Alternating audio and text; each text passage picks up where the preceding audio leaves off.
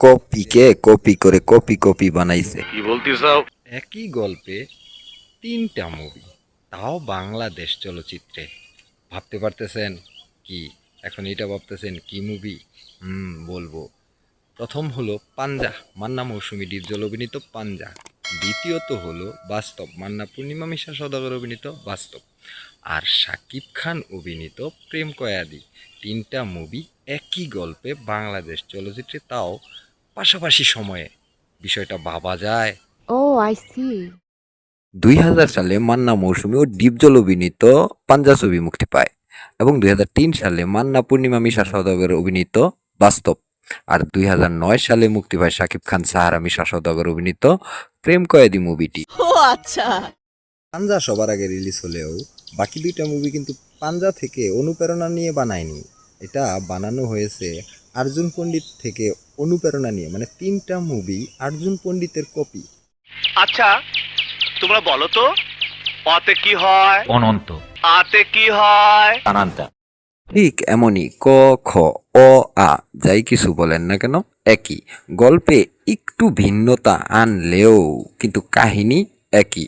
তারপরও দর্শকের রিয়াকশনটা ছিল ঠিক এইরকম। এইরকম একটা বাংলা মুভি আছে, কিন্তু ভালোই হয়েছে। আচ্ছা, এখানে দুইটা মুভিতে অভিনয় করেছে মান্না। মান্নার পাঞ্জা মুভি আর বাস্তব মুভি দুইটাই ছিল আলাদা ধরনের অভিনয়। আমার জিদ বাড়াবে না।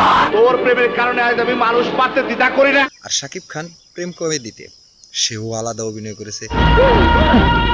আমাকে শেষ করে তুই বেঁচে থাকবি? কখন না।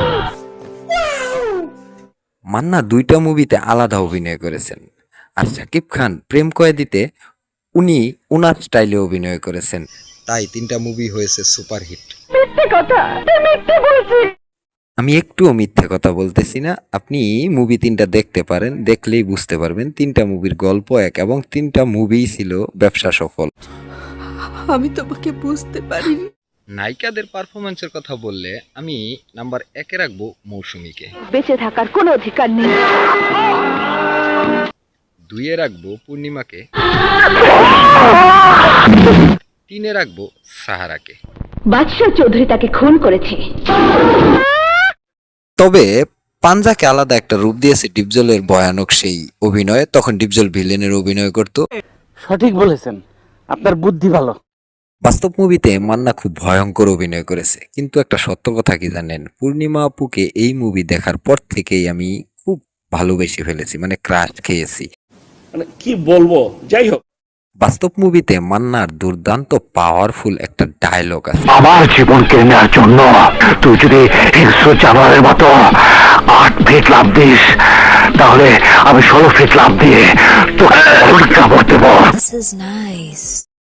প্রেম কয়েদিতে শাকিব খানের মনে রাখার মতো ওইরকম কোনো ডায়লগ ছিল না, কিন্তু উনি ওনার স্টাইল দিয়ে খুব ভালো অ্যাক্টিং করে গেছেন, এটা মানতে হবে।